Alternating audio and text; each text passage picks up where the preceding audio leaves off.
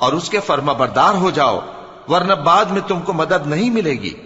और इससे पहले कि तुम पर नागहां अजाब आ जाए और तुमको खबर भी ना हो, इस निहायत अच्छी किताब की जो तुम्हारे परवरदिगार की तरफ से तुम्हारी जानिब नाजिल हुई है पैरवी करो। ऐसा न हो कि उस वक्त कोई शख्स कहने लगे कि हाय उस कोताही पर अफसोस है जो मैंने अल्लाह का हक मानने में की और मैं तो हंसी ही करता रहा। या ये कहने लगे कि अगर अल्लाह मुझको हिदायत देता तो मैं भी परहेजगारों में होता।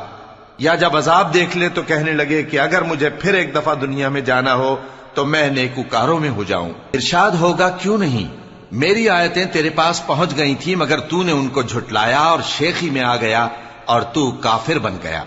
और ए मुखातब, जिन लोगों ने अल्लाह पर झूठ बोला, तुम क़यामत के दिन देखोगे कि उनके चेहरे स्याह हो रहे होंगे।